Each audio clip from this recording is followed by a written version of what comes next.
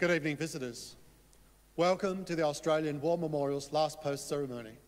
My name is Craig Burrell, and joining us today from the Royal Australian Navy is Warrant Officer Sean Campbell. We warmly welcome the family of Private Ernest Ambrose Mulhall, whose story will be told shortly. We welcome the veterans who have served, those that are still serving, and the families that support them. We acknowledge the members of RSL and Services Clubs Association, RSL Victoria and RSL Queensland, who are watching the broadcast of this ceremony across Australia. During this evening's ceremony, wreaths will be laid at the base of the pool of reflection by family and visitors to the memorial. Please stand and join in singing the national anthem.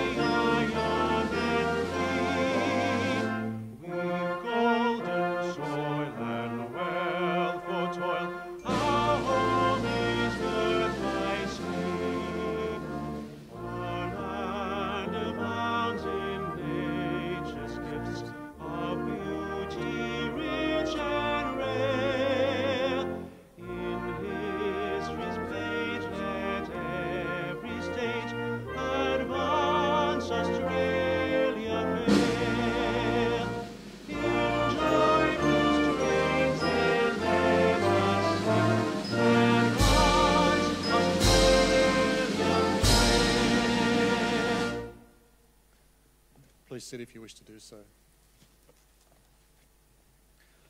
The Australian War Memorial was the vision of Charles Bean, Australia's First World War official historian. Bean landed with the Australian troops on Gallipoli and stayed with them at the front through to the end of the war. The idea of this national memorial and museum came to him at Pozières, France, in the depths of the bloody fighting of 1916.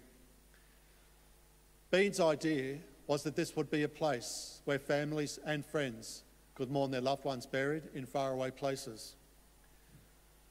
It would also be a place that could help all Australians understand what these men and women had endured and what they had done for us. Bean's vision, to which we remain true, is best expressed as inscribed in the entrance to the memorial's galleries. Here is their spirit, in the hearts of the land they loved, and here we guard the record which they themselves made. Tonight, we will read the story behind just one of those on the Roll of Honour, which lists the names of more than 102,000 men and women who have given their lives for us in war and operations for more than a century. But first, we present a lament, Flowers of the Forest. Wreaths or floral tributes will now be laid at the base of the pool of reflection.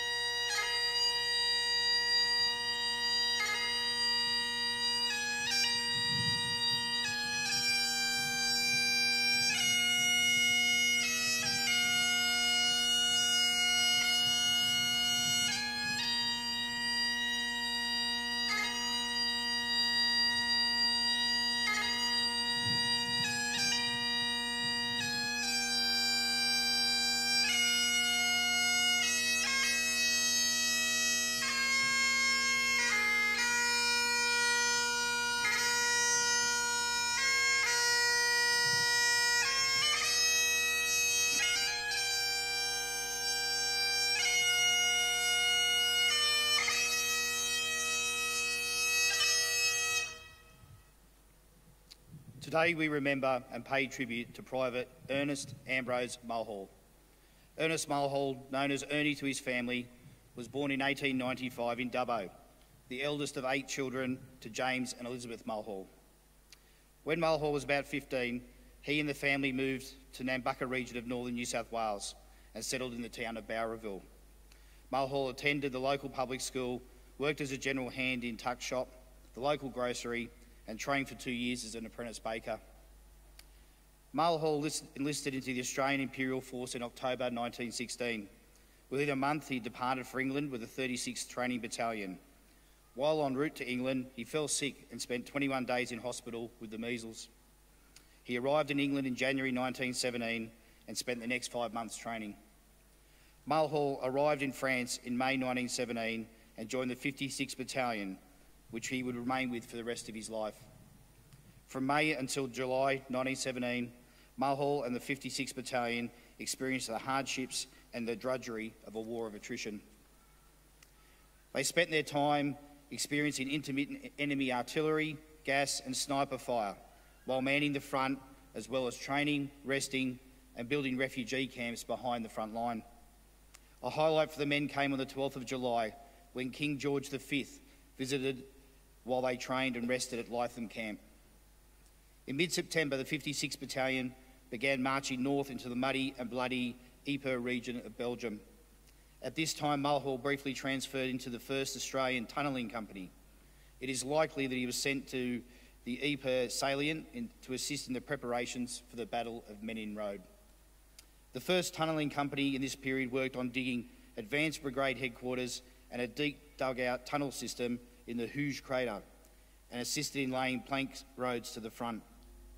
Australian photographer Frank Hurley, who had visited the dugouts at Hooge crater at the time, later wrote, "It's a wretched job, as they are working 20 feet below the surface level and most of the time knee-deep in mud, which they jocularly termed hero juice, on account of it percolating through tiers and tiers of buried corpses."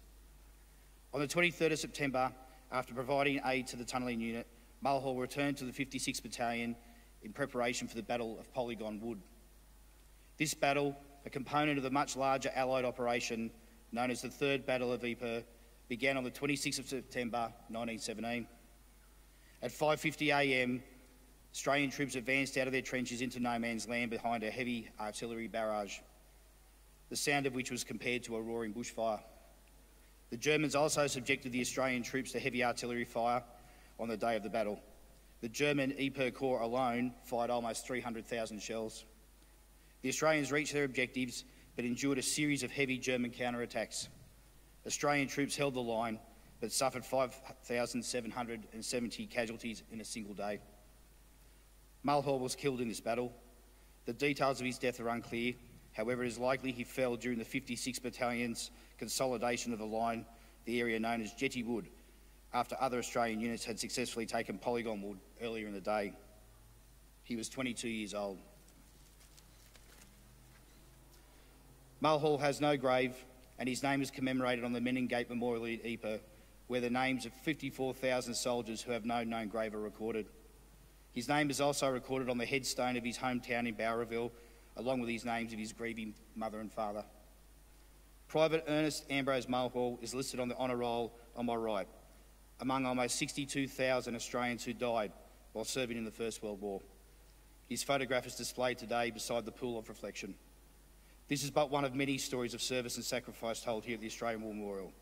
We now remember Private Ernest Ambrose Mulhall, who gave his life for us, for our freedoms, and in the hope of a better world.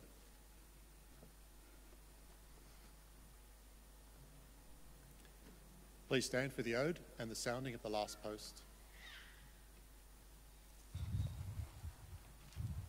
They shall grow not old as those that are left grow old. Age shall not weary them, nor the years condemn. At the going down of the sun and in the morning, we will remember them.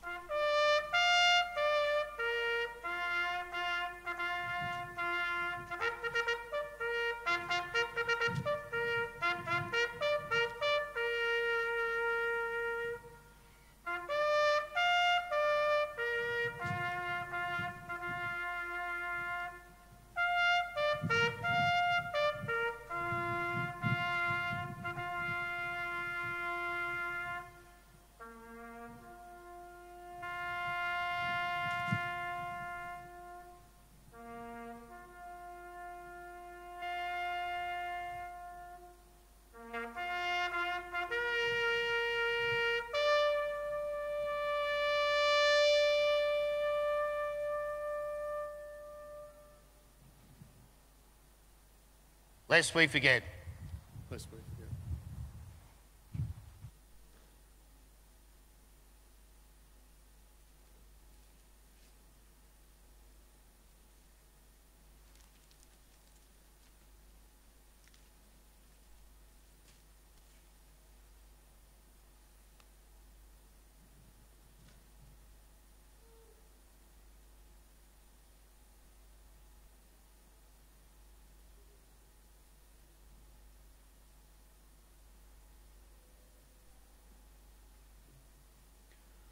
We leave you this evening with the words of the memorial's founder, Charles Bean. Many a man lying out there at Pozieres or in the low scrub at Gallipoli, with his poor, tired senses barely working through the fever of his brain, has thought in his last moments, well, it's over. But in Australia, they will be proud of this. Ladies and gentlemen, that concludes the last post ceremony. Thank you for visiting the Australian War Memorial, and we wish you all a very good evening.